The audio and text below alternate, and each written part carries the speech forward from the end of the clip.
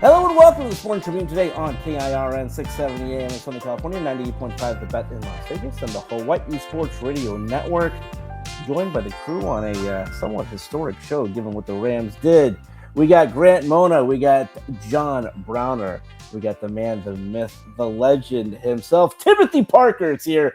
Listen, we got to get into it. If you were not on social, I don't know where you've been or whatever, but the Rams made a blockbuster trade, one of the biggest trades in league history. Certainly when you talk about who got dealt, this is not a common occurrence in the National Football League. John Browner was on the air live, so if you're not seeing that, go on his podcast, go on our socials. It's always cool when you can see someone's reaction in real time when a trade happens. So that was pretty awesome to watch. But we are here now to break it down. Again, this is very uncommon in the National Football League. This is something that you see mainly in the NBA, mainly with free agency and stuff like that. But when you see the Defensive Player of the Year, and really may go down by the time he retires as the greatest defensive player this league has seen, get traded, and he just turned 30, it just does not happen. And so want to get, listen, we're going to go around the horn here, but I want to go to Grant Mona first as the person probably on the panel who's been to more Rams games and really loved this team. By the way, this was the Super Bowl favorite, Grant, this morning. So it's not like they shifted. They were already the favorite, and obviously they improved, certainly this season, regardless of what you think about Jared Verse being a superstar in the future or those draft picks or whatever. The Rams clearly, unequivocally improved for this upcoming season. Your thoughts on the trade? Yeah, it's unbelievable how quickly I think this came to fruition. Now, we have been talking about this for a few weeks in terms of it being rumored and, maybe Myles Garrett doesn't want to be in Cleveland. And I think that's been happening since the end of last year, to be honest with you. But in terms of what it means for the Rams, let's just put this into context, right? The Rams just barely lost the NFC Championship game. They were right there. They were a few players away from getting to the Super Bowl, and I think they would have beat the Patriots. But again, that's all in hindsight. And what they did in this offseason, everyone knew. Everyone that watches football, that watches the Rams, knows that, hey, they need to improve their secondary. That was kind of obvious, right? And maybe special teams, but as the season progressed on, they got a little bit better at that. So they went out and they got Trent McDuffie, which in itself is a huge blockbuster move to bring in a guy of that caliber to where he is a top 10 corner in the game right now. Now, he could move up in those ranks, but right now, let's just say top 10. And then they bring in his buddy, Jalen Watson, right? And you're thinking, okay, well, they have that solved. They're good. They're done. They don't need to do any more moves. They got their young, defensive, fearsome foursome. They have at least a good enough linebacker core. They have a great offensive line. They have the offense. They're set. But we all know that in this window, guys, especially when Matthew Stafford won MVP and they didn't win the Super Bowl, that they were always going to try to maximize the talent on this roster. They were going to take the 2021 approach yet again. Because remember back in 2021, let me refresh everybody. It was mid-season deals, but they got Von Miller mid-season. Mm-hmm. They brought in Odell Beckham Jr., who was much aligned back then. He was a guy that nobody really wanted. The Browns didn't want him. And the Rams took a chance on both of those guys who were former All-Pros and built this super team essentially with Aaron Donald and Matthew Stafford and Cooper Kupp. And the Rams are, I think, taking that same approach and doing it double because, yes, they had Jalen Ramsey and they had Von Miller and Aaron Donald and all that stuff. And Jalen Ramsey was still good at that time, but he was starting to creep over the hill a little bit. He was starting to trend down. Right now, you have a young top 10 cornerback in the NFL. You have like you said, Arash, just turned 30, Defensive Player of the Year from 2025, 2026. You have the reigning MVP in Matthew Stafford from this past season. You have Puka Nacua, who is a top 3 receiver, in my opinion, in the NFL. And you have basically a coach that I think a lot of us here would say is a top 3 head coach, if not top 2. So you put all that together and you say, okay, well, man, they must have given up a lot. Well, Jared Verse is a lot. I really love Jared Verse. And I will say this, I know I'm rambling on here, but the reason I love Jared Verse more than his talent and how much he can bull rush and get to the quarterback and create pressures is that he embraced LA. He embraced being a Ram. He was in that draft commercial with O'Shea Jackson Jr., friend of the show.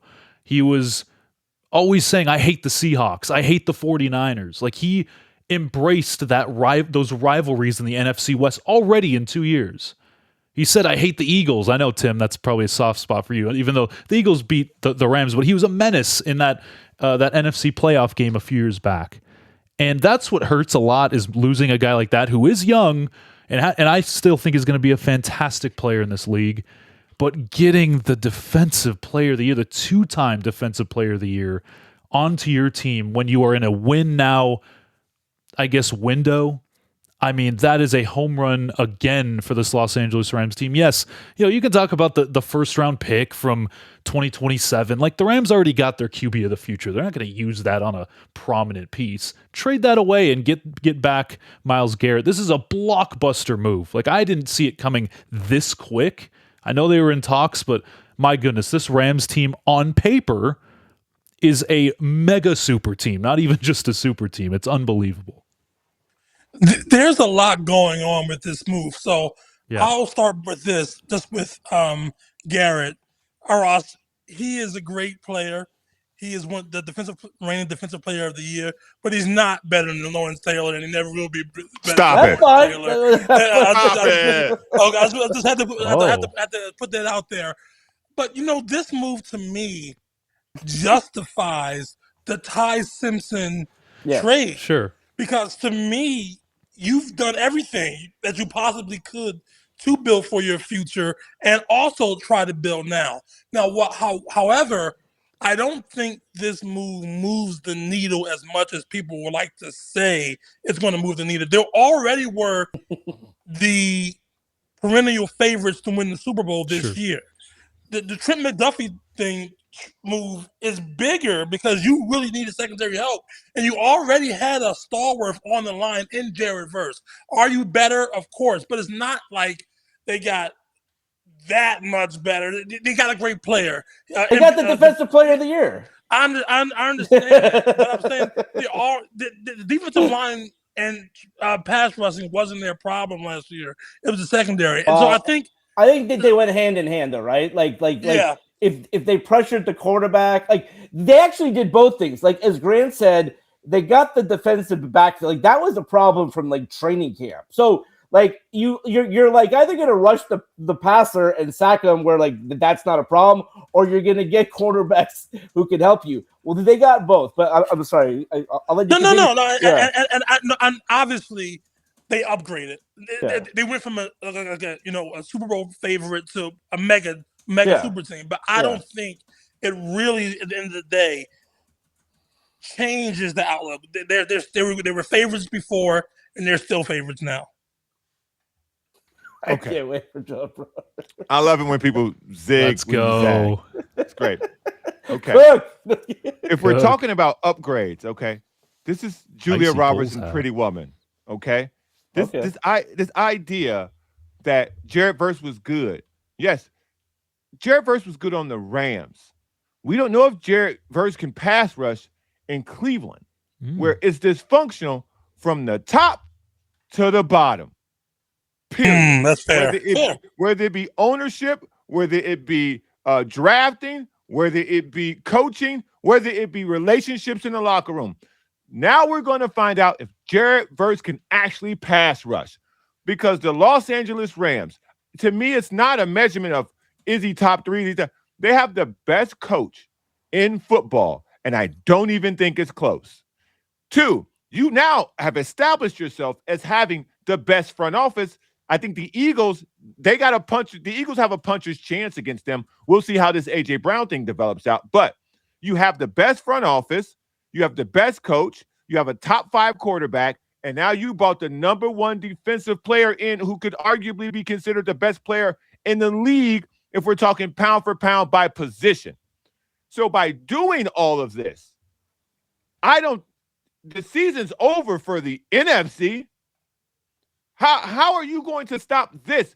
Trent McDuffie is a great signing, but I guarantee you Trent McDuffie cannot play defense for 7 seconds against any wide receiver. That's what makes that position so difficult to play, because you're trying to guard the twitchiest, the fastest athletes without knowing where they're going. So every corner can guard for about 2 seconds. The longer you go at corner, the harder it is to stop your guy from getting the ball. So I'll say this though: if they had Trent McDuffie against the Seahawks, they would be in the Super Bowl. Oh yeah, that's point blank period last year. And now they'll be in the Super Bowl, period. Because Myles Garrett, this ain't, to me, cut and dry. This is the dumbest trade I think I've seen in a very, very long time. Explain this one. Yes. There's certain players you don't trade. Yeah. If you're the Cleveland Browns, you have not had a top-tier recognizable player in your organization since Joe Thomas, and he was a left tackle, so no one even could tell you what he looked like if he robbed a bank, okay? Myles Garrett is the face of your franchise. He still manages on a low-win team. I think they won 4 games a couple years ago, to find his face on commercials, okay? Myles Garrett is already one of the faces of the NFL. He just set the NFL sack record with no help. Yeah. With no help. No coaching help, because they fired the coach midway through the season because he didn't know who he wanted to play at quarterback. They had Mason Graham on the defensive line, whose weighs about as much as I do. And they were doubling and tripling him, John. Getting doubles and triples, and still had 5 sacks in the game. I don't really know what more people need to see to have a question about whether this is as monumental as people are making it. If you're the Cleveland Browns, yes, you make mistakes. You gave Deshaun Watson that money. That happens when you're searching for a quarterback. You did the same thing with Johnny Manziel. At least he's 1-0 in MMA fighting. That you can make mistakes. You can make mistakes. But when you have a guy like this in your franchise, in the only sport that we have in America, where you're one player away from going to the Super Bowl, ask the Patriots. You're one functional player away, that being at quarterback, from going to the game to win it all, and you give away the best player on the other side of the ball who's the equivalent of that. I gotta defend the Browns, man, because no, you don't. You don't. What has Garrett done to get them to the playoffs, even sniff the playoffs in the last few years? So wait, hold up. I will respond to that, because and then I will let John go, because I think John perfectly explained how dysfunctional this franchise is. This guy, and I know it was during the pandemic, but just to show you how dysfunctional. Myles Garrett not only got that team into the playoffs, but they won a game in Pittsburgh. Thank you. I cannot tell you. This is not basketball where if you have a one dominant player, he can kind of will you into the playoffs. He only plays on one side of the ball, and he's one of 11 guys on one side of the ball. And that guy almost single-handedly, and I had not seen it before, willed the Cleveland Browns not only into the playoffs, they went into Pittsburgh, and it was during the pandemic, so you can say what you want, but still. And then again, I think they got back to the playoffs the very next year. So yes, by the way, this was the same issue with Matthew Stafford, where they're like, what has Matthew Stafford done? What the hell have the Detroit Lions as a franchise ever done? So it's do not judge greatness that way, but yeah. Yeah, but also I was saying that it's a favor to Garrett, number one, and also the Browns are looking at listen. He's been a stalwart for your franchise for years. He's not going to win in Cleveland, and for you can start to build toward the future since you're not going to win right now anyway. So I think it was a make good, do good for a player who's been the franchise player of the team, but they haven't won because of their ineptitude. So it's good for Myles Garrett to be traded. Meanwhile, you can start with a younger, fresher player to build around. Okay, let me ask you a question. Before the season started last year, did you have the Patriots in the Super Bowl? I didn't. No, I did not. No. Because no one did. My point being, at the quarterback position, this is the only sport where if you get that guy, and Shedeur may be that guy, we don't know. It looks like he may not be. But let's say through just a Cleveland miracle, he turns out to be the guy, and you gave away the only other way to keep him on the field. So, Arash, what you just said, it perfectly illustrates why the Rams are the best front office in the game. They saw this exact same thing play out with Matt Stafford. Mhm. After going to the Super Bowl, does this sound eerily similar to what just happened now? They lose. They're this close to going to the Super Bowl, and you could have just come back. All right, we got Trent McDuffie, so we fixed that, so we good to go. That wasn't enough. It wasn't enough. They knew we are this. We can now do this. We can put everybody else in our rear view if we do this. Yes, Jared Verse is a good football player. So was Jared Goff. Jared Goff got to the Super Bowl. Any other organization would have went, hey, man, we were just in the Super Bowl. What we mad about? We got a franchise quarterback.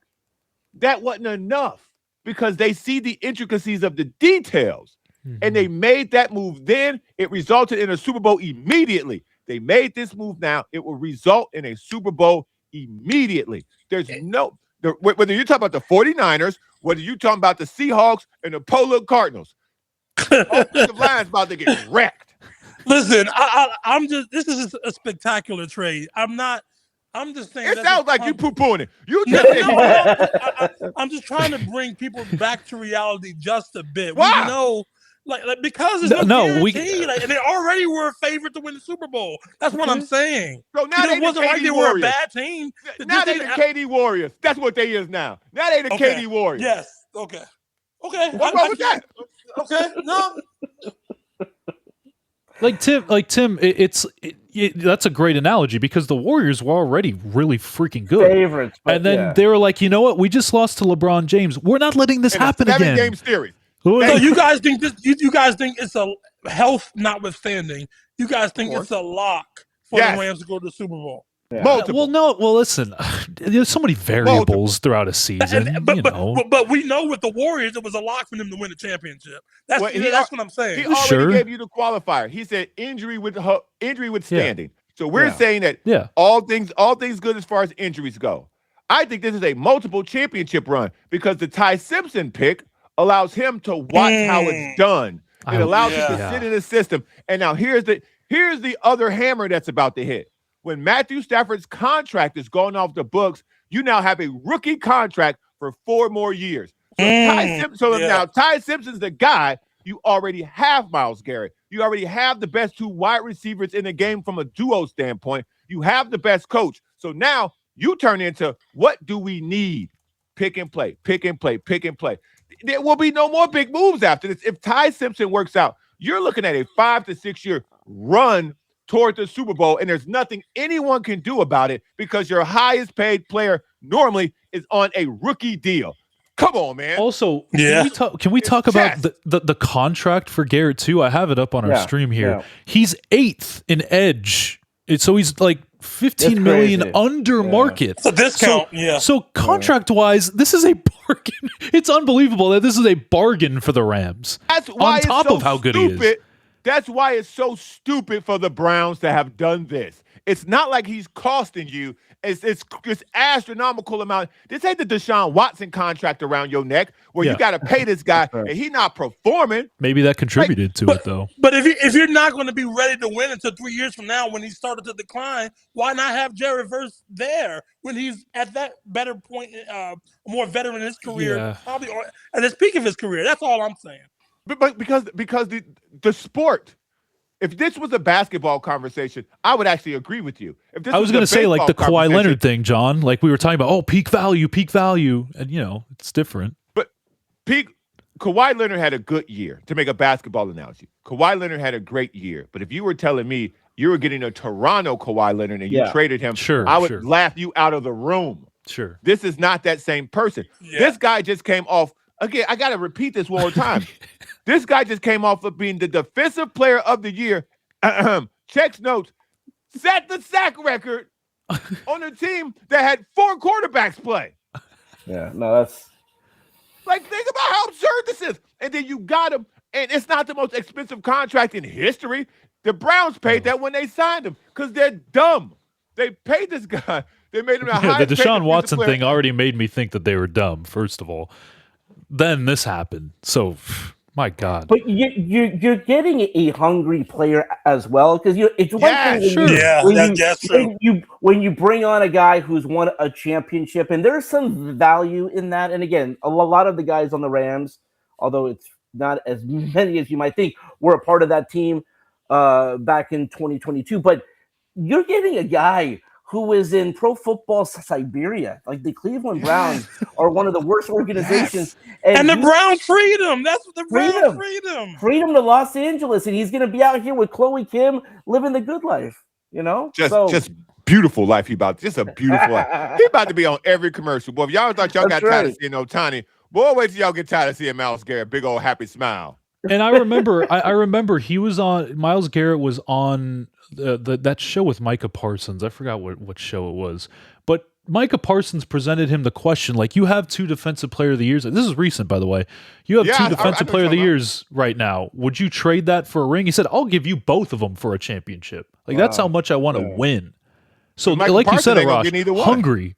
And it's not just Myles Garrett. Like, you got to think of all the Rams that were close to getting a championship. Like, Puka is very hungry for a championship. He's never won one. You go to Davante Adams. He's never won a championship. Yeah, you go to all those defensive guys. Like, yeah, Jalen Watson and McDuffie have won championships with the Chiefs, but you go to a lot of these younger players that they have. They want to win just as much as Myles Garrett, so it fits very seamlessly. Yeah, and here's the thing. When you got a guy like that coming into the building, and again, they all want to win for each other. Like, I remember being in the locker room in Seattle and the look on the Davante Adams face and Puka Nacua, like, you knew they were going to come back stronger. And even though Myles Garrett wasn't a part of that team, to be on a championship contender, to be on a Super Bowl favorite, what that does for a player who, again, I think back to Shohei, and the biggest reason he came to Los Angeles, and he touched on this, is he just wanted to win. And we all joke about the deferred contract. He did that because he wants to win. He said, you got to go get my guy, and I will help you recruit them. You got to bring in Yoshinobu Yamamoto and Rocky Sasaki, and like let's create this pipeline. And he was a big part of that, because when you are a part of a franchise that is not competing for a championship, as great as you are, and I always think back to the mental toughness it takes to go out there day in and day out and put on historic performances, because what Myles Garrett did on the football field, Shohei did effectively on the baseball field for a team that was not competitive, for a team that was not a championship contender. And so, I just think about, and again, just to make comparisons here, Shohei's first year, where he does something no one's ever done in baseball history, is have a 50-50 season. What will Myles Garrett do coming to the Rams and being in a locker room with a Matthew Stafford and a Davante Adams and Puka, and you go down the list and saying, like we got to win this. And again, once again, and I don't know if it's just coincidence, the Rams going all in a season where the Super Bowl is at SoFi Stadium. Like, again, time and time again, this franchise says, listen, and by the way, I love the competitiveness that we have amongst the teams in Los Angeles, whether it's the Lakers or the Dodgers or the Rams, saying, like, you know what? There's a lot of competition for these fans, and for us to be on the forefront. JB, I'm gonna send it a break real quick, and then we're gonna come back, because this is gonna dominate the show, because this is, again, one of the biggest trades in football history. So we're gonna leave it there for now. We're gonna continue this conversation with the crew when we come back right here on KIRN 670 AM in Southern California, 98.5 The Bet in Las Vegas, and the Hawaii Sports Radio Network. It's all coming together. Piles of statistics, pages of box scores, years of wisdom right here if I could just find my pen. What's up? Oh, I'm just compiling all the top sports scores, news, and odds so I can make the very best bets. Oh, me too. And done. What? BetOnline.ag, the best online betting site. BetOnline.ag. A little easier than what you got going on here. Thanks.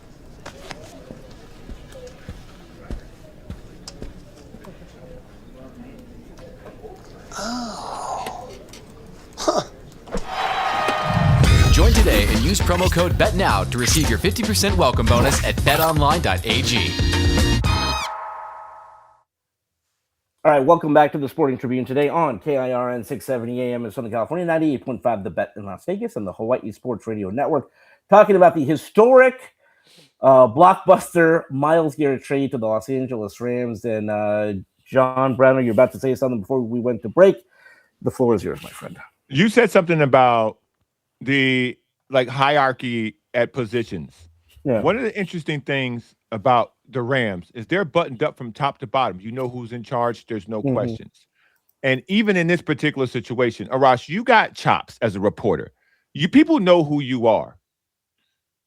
But when Michael Wilbon comes in the room, people go, oh, hey, Yeah. Stephen A come in the room. Oh, hey, hold on, wait a minute now. Stephen A in here. I mean, he gonna say that, but nonetheless, when a big dog come in the room, other dogs know who the big dog is. Yes. When Myles Garrett come in the room, it's now two people in that locker room because coaches tend to stay out of there. It's Matt Stafford and it's Myles Garrett. Everybody else talks after they talk. And that's the type, when you bring something like that in the locker room, the leadership to go along with the stats, as far as character goes, Myles Garrett has never done anything other than speed. And when you live in Cleveland, you should be speeding to get off them streets. Period. So the only thing he's ever done that people have questioned was hit somebody in the head with a helmet. But I'd have hit him too. So I don't got no problem with that. So this idea that you're bringing in something, anything short of a generational pass rusher, we haven't seen anyone like this since Reggie White. And that statistically backs that up too. So when I tell y'all, I can't get enough of this. At every Rams game, and we haven't even talked about the little birdie that's been flying around too since this happened. Every Rams game, Good point. every Rams game is must-see TV now. Let me just make one quick comparison. I know this is kind of like gold school, but when the Cowboys won their 3 Super Bowls in 4 years, they were a really good young team. Arash, by the way, yourself, baby. That was a long time ago. Dusty banners up there. Jerry had black hair when that happened. Listen, I was learning how to write in cursive. I mean, damn, Arash. I was skipping school for the first time back then. Okay, let me just make this one comparison. Yes, they've not been to a conference championship game since '95. But anyway, like people talk about the triplets, right? You know, Troy Aikman, Evan Smith, and Michael Irvin. The turning point for that team is when they made that trade for Charles Haley. Because at the end of the day, you got to rush the passer. So they were a very good team. They had a great offense. They had a great coach. They had everything. They didn't have that pass rusher. And again, no disrespect to Jared Verse, but there's levels to this, as John Browner said. When Myles Garrett walks into a room, that is a guy who, again, by the time he retires, will be in that conversation. Again, he's not there, right, Tim? But like he will be by the time he retires. Again, he just turned 30. Yeah. He will be in that Lawrence Taylor White conversation, but the floor is yours. It's funny you mentioned Charles Haley because like he went to San Francisco and helped them. There you go. He helped them win a championship around that same era. Yeah. Listen, I'm just trying to be a realist in that I'm the type of person that believes oftentimes if things are too good to be true, they probably are. But to my fault, I said the same thing about Shohei in his first season. Dodgers won the World Series. So if everything works out, there's no reason why the Rams aren't winning the championship this year. I'm not a big fan of Shohei, so I'm gonna let you know. Come on, bro. You're not going to get into that tonight. That is a tangent. listen, Don't you do that. I get it. Don't talk. Listen, we're gonna save that for another show. But I got receipts. All right, here we go. But John, you did bring up a rumor or something that's been talked about, and every time I think I know what you're talking about. Look at this man. Every time that Aaron Donald, he looks like he never retired. Obviously, a guy who is in one of the greatest physical shapes of all time. Again, speaking of age, just turned 35, so not old, but could come back for one more year. Who knows? Grant, your thoughts? Listen, there's a lot of things going on here with AD. A lot of people are like, hey, maybe they should give him a ring because you know what? I think it was last year, and I don't know why Micah Parsons is connected to everything, but when the Rams were in talks to not in talks to acquire him, but they were rumored to be one of the teams like, oh, maybe they can get Micah Parsons via trade. I remember that last year, and I think AD went on somebody's show or he made a comment or something. He said, if they get Micah Parsons, I'm coming out of retirement. That's now, right. That's right. Myles Garrett is better than Micah Parsons. Yes. So it kind of, I'm not like saying that it's going to happen, but I'm saying like if there was any move to get AD back to the Rams out of retirement, it's probably this one to line up with. Imagine having the two of the greatest defensive linemen to ever play the game on the same line. And then on the other side, you have Matthew Stafford, Puka Nacua, and Davante Adams. Like, I think and Kyron Williams. Don't forget about Kyron Williams. Oh, my guy Blake Corum too, and Jarquez Hunter, but I'm not going to name those guys. But in terms of AD, he's in shape. I'm not worried about his shape. Like this guy still he can lift a refrigerator, 2 refrigerators on top. He can bench a house if he wants to. That's his warm-up workout. Right. and we're showing it on stream. I'm going to say it for the audio listeners here. It's a tweet that says it's worth pointing out that in his latest IG workout post 4 days ago, Aaron Donald in his caption has #ready. Now, this is 4 days ago. I'm not saying, it was 6 months ago, whatever. The caption says #ready, and the song is Ain't Done by Blast. Now, all right, hold on a minute, Tim. Players sometimes tend to do this. They throw out these little hints. All these great players, they like to tease fans and tease fan bases. And listen, Aaron Donald has been doing this since he retired. Now, he hasn't come out of retirement, obviously, yet. But ever since he retired, which was a shock in itself, by the way, I thought he had 2 or 3 really good years left of football in him. He was still an elite pass rusher. So that shocked me to begin. But ever since then, just feels like he's got that, he was around training camp. And when he was at training camp, you could see he had that like itch and he had that smile being on the field. And man, if there were, like I said, if there was any time for AD to come back and contribute to a team that doesn't need the most out of him, just an addition, this would be the one to do it. Now, a lot of people have been talking about the AD thing. Obviously, it makes sense. Now, I don't know when this video was posted a couple of days ago. Yeah. I watched him, literally heard him verbatim say, I no longer have a desire to play football. And I'm not sure if that was in reaction to the Myles Garrett thing or was it before.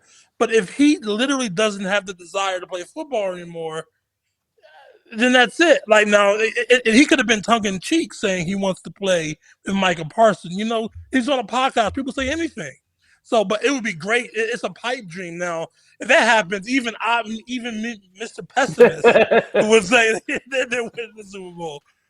There is only, to me, again, and I'm high. You talk about a pipe dream. I'm crack pipe dreaming off this. Let me tell you something right now. There is only one thing standing in the way of this. How much money can we give him? Because they don't have enough money to give him too much that he just can't say no. The idea of what's left over for them to say, hey, we'll give you this much. You only got to play this amount of snaps the entire season. Because they're too smart. They're too smart. What they're going to do is they're going to say, hey, Leslie, Sean McVay just going to be driving one day. Just driving on the road. Oh, wait. Aaron Donald, we in your neighborhood. I know you live here, baby. We going to get some lunch. Come on, get in. Lunch is on us. Lunch on us. Come on, man. Get in. Little do they know. Aaron, practice starting in a couple minutes. Just come on, man. We got some lunch at the facility. Put these shorts on. We don't need you to play. Just how he ran into Matt Stafford in Cabo. Thank you. Thank you. Ran into. These guys went out for a trip, man. Like my favorite thing, and I'm glad you put this Batman thing up. There's a scene where Bruce Wayne goes to visit Lucius Fox in The Dark Knight. I think The Dark Knight Rises. Yep. And he goes in there, and they're just talking about something. And he says, "This is usually the part where I show you something fancy that I'm working on." And he goes, "Yeah, I'm good." He said, Let me show you anyway. That's what they're going to do to Aaron Donald. And he ain't going to be able to say no. He's not going to be able to say no. They're going to have Myles Garrett walk in the room and give him a big old bear hug. And he's going to go, damn, you big. Yeah, all right, let me go downstairs. Let me put my shoes on. I think the only thing that's in the way of this is money. Because he needs to be compensated fairly. Do you think that Aaron cares about that at this? Like, if he would have come back, it wouldn't be for the money. It would be to chase another title. No, it's not. But you have to compensate him in a respectful manner. Sure. And can you do that within the cap? I don't think that he's going to come play for $5 million. Now, because that's crazy. That's disrespectful to him that the Rams would offer a legend of that magnitude a $5 million contract. I don't think. You're gonna have to offer him something respectful, because again, you don't need him to play every snap. You can literally say to him, "Hey man, we need you for 85 snaps this season," or just come back midway through the season. Like, we don't even need you. Come back whenever you want. There is a hero that we need that people don't even know, and it is the Rams social media team. All we need is for them to get. Wow! The Rams social media team cut him off. Yes. Wait, Tim, start that over. What does the Rams social media team need to do? All we need is for the Rams social media team to get Aaron Donald and Myles Garrett together for a workout video, and that will light the match. And that's all we need to get it going. I like that. Man, they tried to silence Tim for even making a comment like that. They're like, we're not letting them get that far. I just think it's happening. I honestly believe it's happening. Oh. Wow. I honestly believe it's happening. Let me ask you this, John. Well, what is? I mean, I think there's a few things. Like if you're Snead and McVay, and again, they're very close, so it's not like they have to. But if you're pitching him, I think a part of it is like you are going to be playing alongside. Like you've never played alongside a guy like two alphas. Like you guys are going to be side by side, theoretically, whatever. But then once again, the Super Bowl is at SoFi. We're the favorites. And again, we're not like asking you to come back for 2 years. Like, I mean, this like come back for like 100 snaps this season, or come back midway. Like, what is the pitch, John? Like, if you are Donald, put yourself in his shoes. What is the pitch that you'd be like, okay, let's do this? They're going to show him, or show me as Aaron Donald, film of me being double teamed consistently. Some points at times triple teamed. Yeah. And they're going to say, remember how mad you were when this was happening? Well, we still going to be playing some of these teams. And now there's a guy who they have to triple team. And you're going to be looking up one-on-one with a center who's going to be peeing his pants because you back. Yes. And you only got to play third down. Myles will take care of everything else. You come on the field in third downs, you rest it, you got energy, and you just blow up the center of you just blow the line up in the center, because they can't double team everybody. It's 4 y'all out there. They're gonna double team him. They're gonna single cover you, and you gonna eat. Or if they dumb enough to double both of y'all, it's just gonna be a sprint to the quarterback. So this is the easiest lift you'll ever have in your entire career. You'll be the freshest 35-year-old at the end of the season that has ever played defensive tackle. Because what a lot of people don't, playing defensive tackle is very, very difficult. It's very hard on your body. It's hard on your knees. And he was undersized. We think of him as a massive human, but he was undersized for the position, but he was so great at it. He used all his physical attributes to beat the defense with what he had.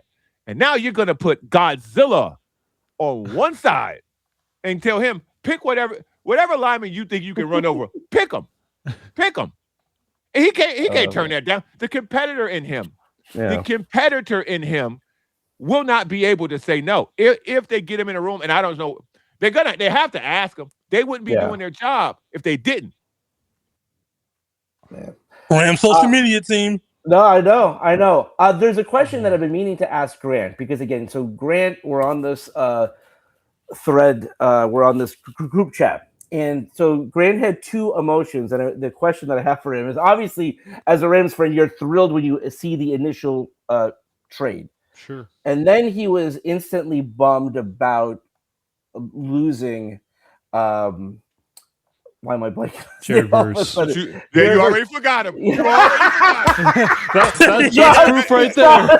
Exactly. Next question. You already forgot him. Okay, I was Wouldn't have wondering forgotten if Aaron Grant, if Grant had flashbacks, because again, he was at some point, John and Tim, he's going to share. He took video of the night that the Paul George and Kawhi trades happened. Yeah, but he in the moment did admit, like, oh my God, they traded Shea. Not thinking Shea would turn into like the most valuable player, but like he and all Clipper fans really liked Shea.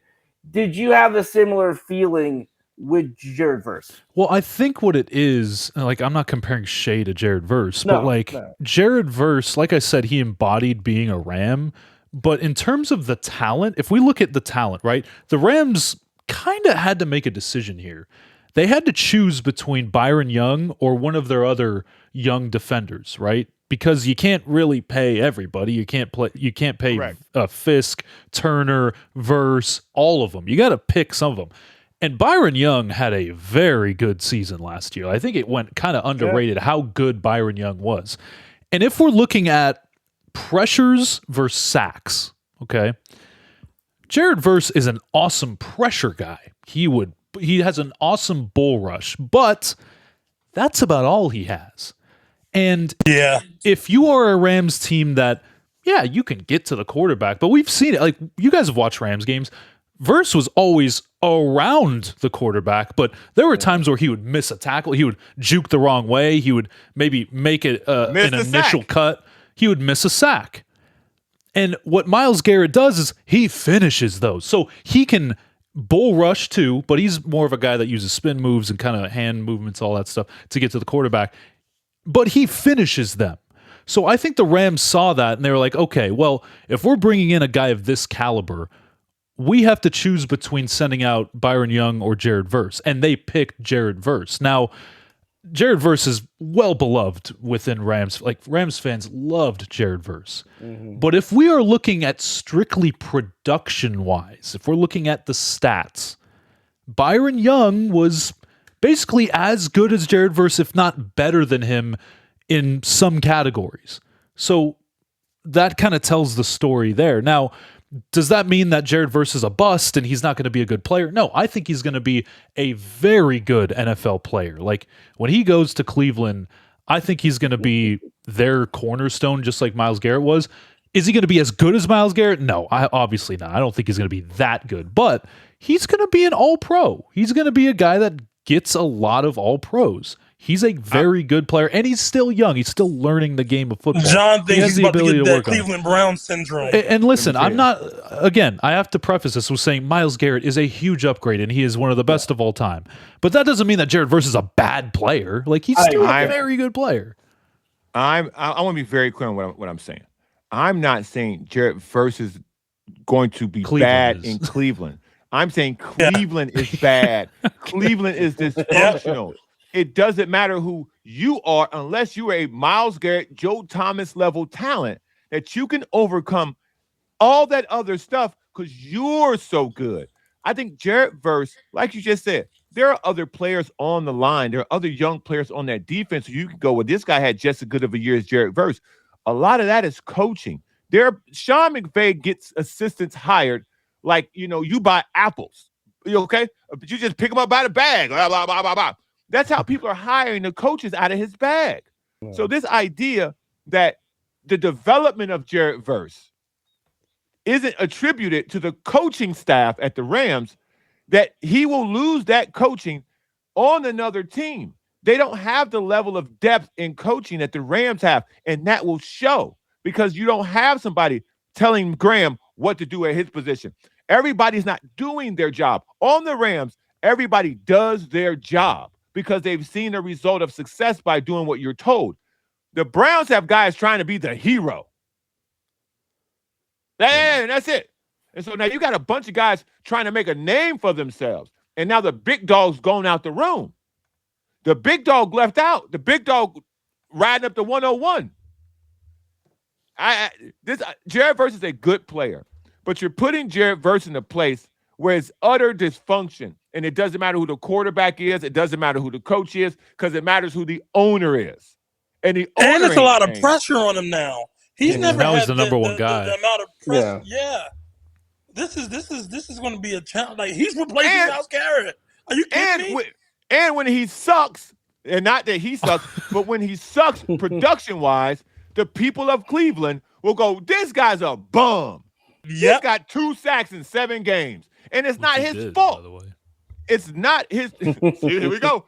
It's not his fault. He was traded to a place that doesn't know how to build an offensive line. You had the number 1 pick in the draft where you couldn't pick anybody else.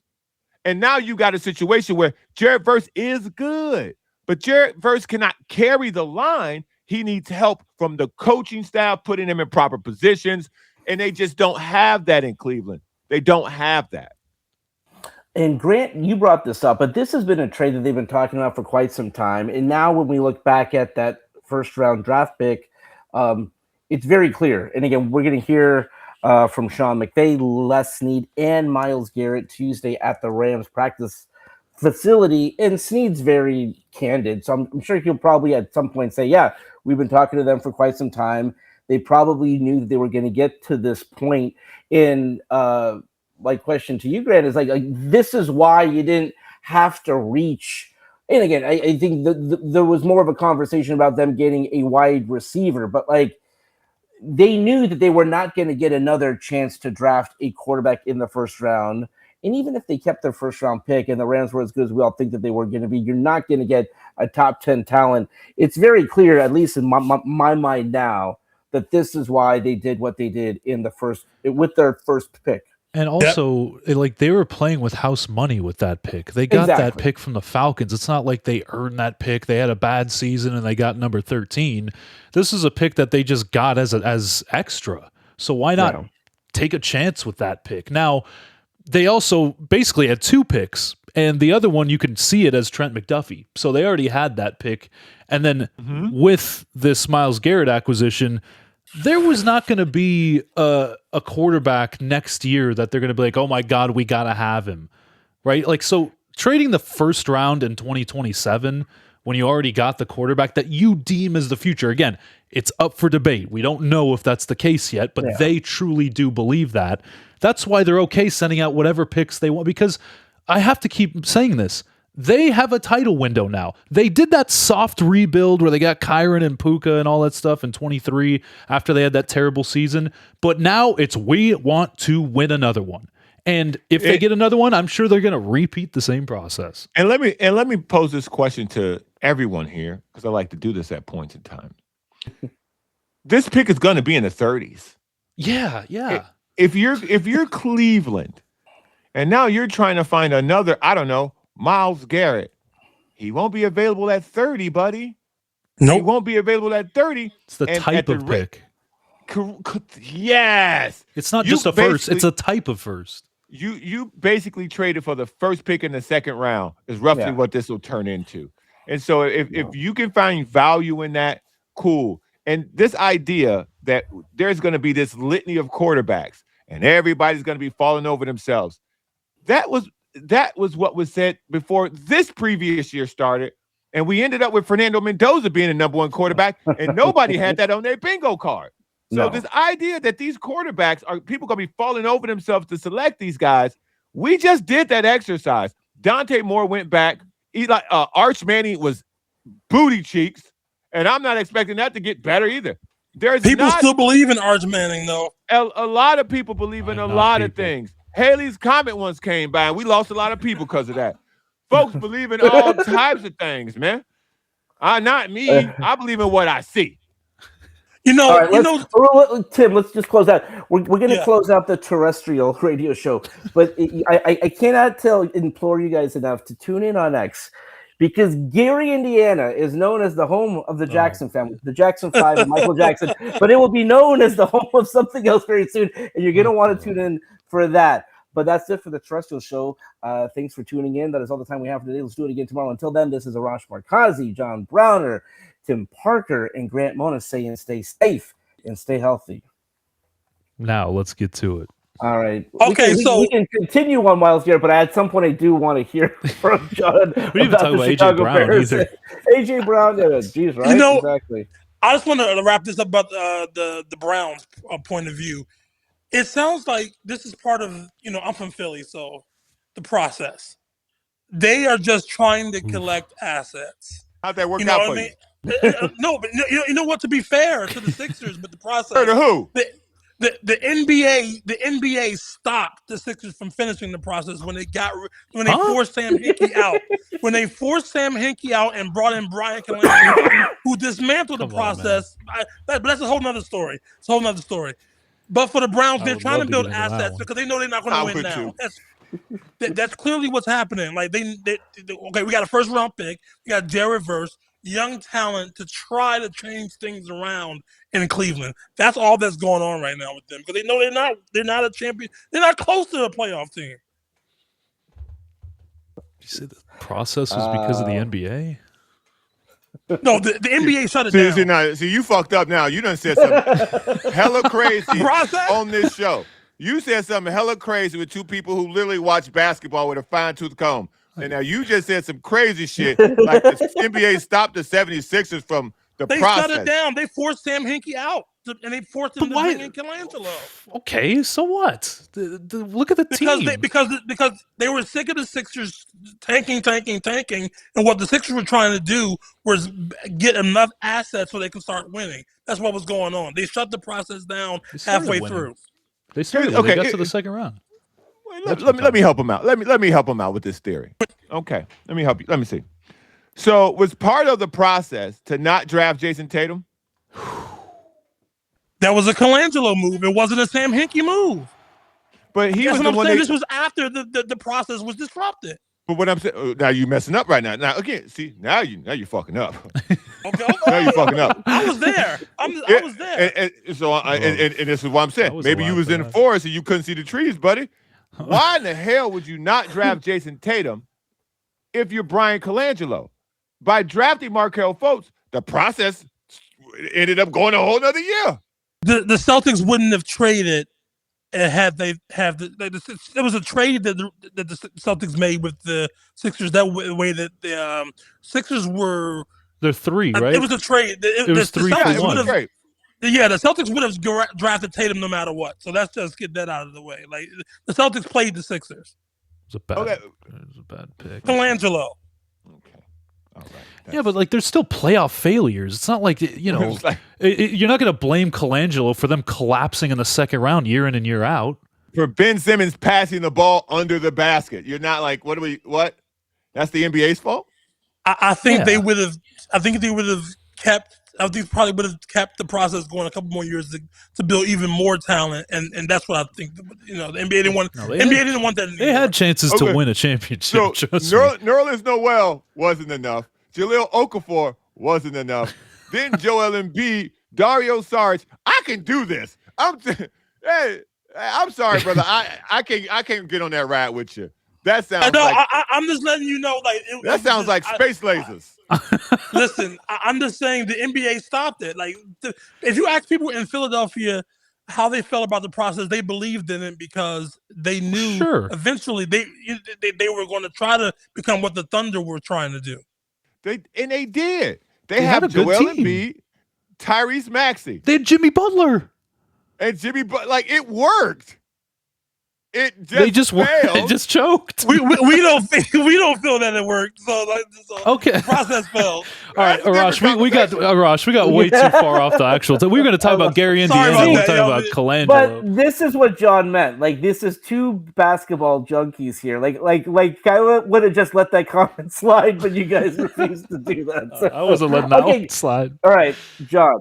Explain to us, because we are not in the minutia of the Chicago Bears stadium situation. What the hell is going on here, my friend?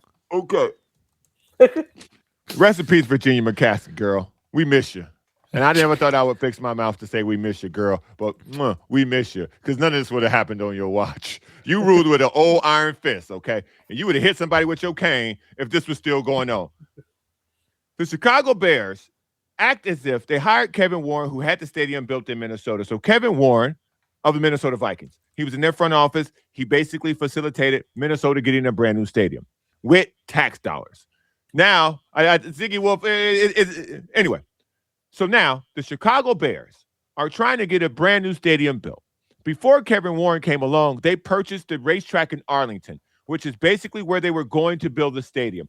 But the city of Arlington I don't know. They didn't get the memo that the Bears don't want to pay taxes on the land. So now they acting surprised, like, oh, wait, what? What you mean you don't want to pay no taxes? The Bears like, yeah, you didn't know we don't want to pay taxes? All right, well, y'all can't come here. They can't go back to the city of Chicago, because if you think the mafia going out of Chicago, you crazy. That is the most corrupt, and that Chicago's my hometown. I love it. But that's the most corrupt government, small government, citywide going, period, in America. You can't get anything done unless you pay the right people. And the Bears are balking at that because now they feel like this is the height that they've ever been. So now this idea comes, well, we're going to move to Gary. And Gary said, come on down. Mayor Gary said that. The Indiana state legislator, come on down. And then Hammond, Indiana said, well, wait, we'll do you one better. You can have this land all for free. It's like the Simpson monorail episode. You can have all this land for free. All you got to do is come on down. Yeah, it's toxic. Yeah, you can't build there. We're going to need $100 million from you to do that, though. So you have to give us $100 million. But you can have all this land. You have all this poison land, but you can't build a single building on, because right now it's a parking lot with some lamp poles, okay? But no, you come on down. You come on down. Yeah, ain't nothing ever been built here in 35 years because of toxic waste. But don't you worry about that. You come on down. You come on down. We're going to build it for you. Everything going to go smoothly. So now the people of Indiana basically had the Bears, in the door. And now here come the state legislator, because now they realize, because this is how politics work, downstate Illinois is far different from Chicago, Illinois. Now, downstate Illinois, they don't want the reputation of losing the Chicago Bears. And so now the politicians are trying to do everything that they can to keep the Bears in the state.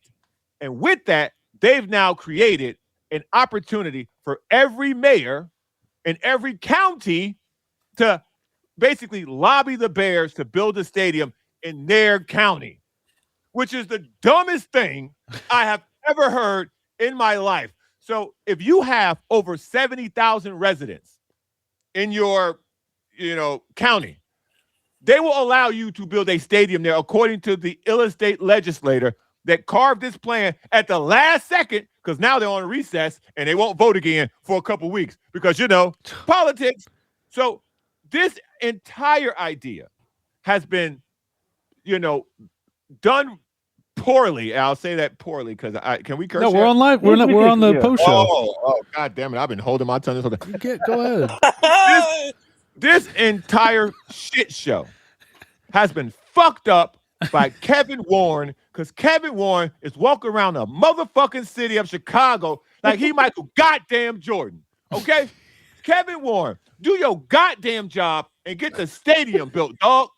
That's why you cut your checks, not to show up at the court side of Bulls games when they got 10 wins at the 50th game of the goddamn season, not to show up at Chicago Sky games after they done traded Angel Reese ass up out of there. Your job is to show up and get the stadium built, man. I don't want you doing nothing else. I don't want to see you nowhere else. Nowhere else. You're not. He was at NABJ last year, too. That's what I'm saying. Bro, sit your hot ass down, bro. You out here trying to get chips off this. Sit your ass down and do your job, dog. Because if you get this right, you can be the president of football operations forever in the city of Chicago. If you get this done on the lakefront, figure it out where it belongs. But if you let this team go to Hammond, Indiana, or Gary, Indiana, there won't be a place for you to hide where a Bears hat resonates. There will not be a place for you to hide where there is a Chicago fan breathing oxygen in their goddamn lungs, Kevin. As a Chicago, my first love was watching Chicago Bears football because basketball came natural to me. So I played basketball, but I enjoyed visually watching football. It got the most emotion up out of me because I couldn't do it. I can dunk a basketball. The football couldn't do it. So that has a special place for me. And for this team to play anywhere other than the Chicagoland area, it will be one of the greatest travesties in Illinois history since the cow tipped over the goddamn fire and burnt the whole goddamn city down. Hey, man. That's good. I'm need to surprised get you up for love this the one. Bears I'm so gonna, much. stand up. Growing up watching Neil Anderson as your running back and Jim Harbaugh as your quarterback. I remember those days. I was in Chicago at that time too. The fact you love the Bears this much, God bless you. Wait. So 700 days ago, so Northwestern's opening a brand new stadium? Well, listen, let me tell you. Well, That's on to answer campus, your right? question, Yeah. yes. To answer your question, yes, they are. Yes, they are, because they have what they call money to spend. Okay? Northwestern was on the exact same timeline as the Chicago Bears was, and their stadium is going to get built on time and probably on budget because the people at Northwestern have an honest relationship with the people of Evanston. The University of Northwestern is in Evanston, and the people of Evanston and the people of Northwestern have a partnership. And this town only exists for this world-renowned university. And so, therefore, that's going to work. There are too many hands in the pot that want credit for the Chicago Bears stadium being built. Kevin Warren being the main one, okay? Buddy, this is not a dick. If it's a dick measuring contest, you Diddy right now. Whoa, that's a major stray. You just a thumb, bro. You just a thumb. Get it together. This thing has been going on for like 4 years now, man. I'm with you. Wait, okay. This is getting me fired up. Okay. Why, do the Cubs and the White Sox and the Blackhawks, do they have this issue? I know the Bulls have issues. Do they have issues like this? The White Sox did. Because I feel like the Bears have all these issues. The Chicago White Sox and the Chicago Bulls are owned by the same cheap bastard. Yeah, I know. And may he rest in peace sooner than later. Okay? Shit. Michael can go with him. Drag Michael to hell with you, Jerry. I love it. Well, okay. What about the Cubs? They don't have these issues? No, the Ricketts are okay people. I don't have a problem with the Ricketts. They bought the team. They're trying to do what's best. They've used the land, and what the Chicago Cubs have done is actually pretty smart. They tricked the city because they knew they couldn't get a new stadium, so they basically put every bell and whistle on the grounds of Wrigley Field and the neighboring buildings. They bought the construction all around the park, and now they've developed it. Okay. So therefore, they're making money hand over fist. The Chicago Cubs had the first actual live betting casino with on-stadium grounds. They closed it, too. Because you had to. But they went for it. They owned the real estate. They did what they thought was best with it. How it'll turn out at the end of the day is, again, a legal matter that's determined by the state. So I honestly think of all these situations, Northwestern figured it out the best because they had commonality. The city wanted it done. The school wanted it done. So it's going to get done. The city of Chicago, the gangsters always got to get paid first. And that's the problem, man. That's the problem. And I mean with every word I say about Jerry Reinsdorf until the day I die. Okay? Nobody can make me change my mind about Jerry Reinsdorf until I'll be thankful when he died. Therefore, somebody can buy the Chicago Bulls and run them properly. The Chicago Bulls, since Michael Jordan, has been a laughingstock louder than the Dallas Cowboys. Mm-hmm. Yeah, that's saying something. I disagree. You would. The Bulls. The Derrick Rose era doesn't. How'd that work out? They got to the conference finals one time, Tim. It's like the process. Okay. I think it's no, actually, it's better than the process. The process didn't get there, but bro, man, listen, I would take Joel Embiid's knees over Derrick Rose's knees. Okay, that's where I'm at. He's still playing. That's where I'm at with that. Well, it's true. Come he's still on, playing. Man. Thank you. He's still running up and down like a grandpa, but he's still running. Michael, let me tell you, there's no reason why you don't let Michael Jordan, Scottie Pippen, and Phil Jackson just finish. Why? Okay, I can't argue. Yeah, I can't argue. Why, Jerry? Why? What kind of skin you got in the game that you need to see them leave so that you and Jerry Krause, who, by the way, they booed Jerry Krause's wife, bro. Oh, that's crazy. I remember that. when I tell you this to the grave, I mean it, okay? They booed the general manager's wife because he couldn't be there in person because he dead. This is real. This is a blood feud until you die if you watch Michael Jordan play basketball in a red jersey, okay? This is a blood feud till you die, Jerry. Arash, you know how I say cook all the time? But this is like a fry. But y'all still feel. They don't hire Tony La Russa, so his old that's the false dugout. Like, what were you doing, Jerry? Hey, y'all still sell out that arena every year, though.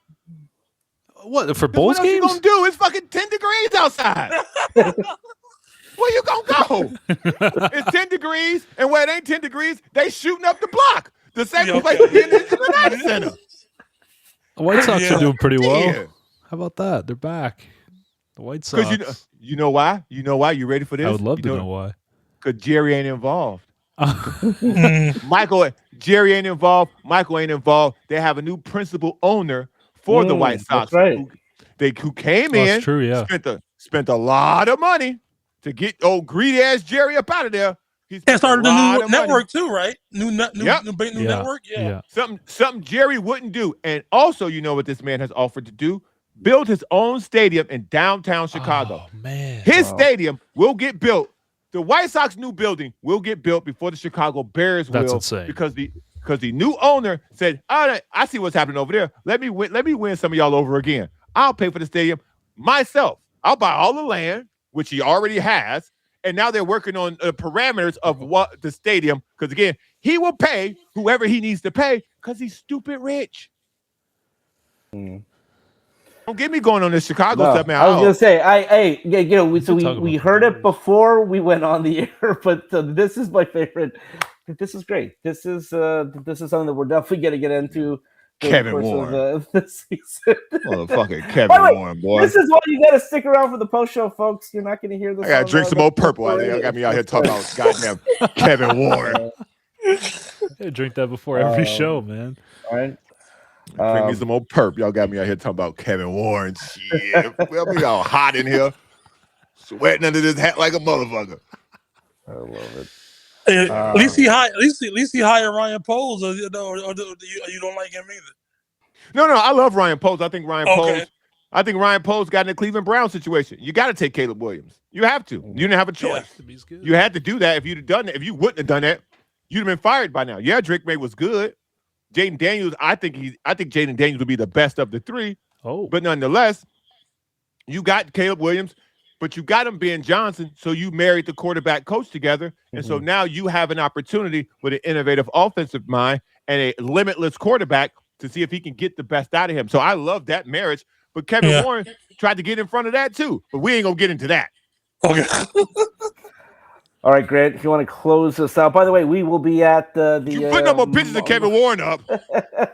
I'm not we'll be at the Myles Garrett press conference tomorrow, so we'll get into more of that. We'll get into what Sean McVay and Les Snead and Myles Garrett had to chat about. But another great one, Grant. Yeah, thank you guys so much for tuning in. Obviously, we appreciate all of you guys checking us out. We are on all audio platforms. We are on YouTube the same night. I try to get it out the same night. Make sure you follow all these gentlemen here. Make sure you follow all of us. We have some good content coming up. And as always, we will see you guys in the next one. Take care.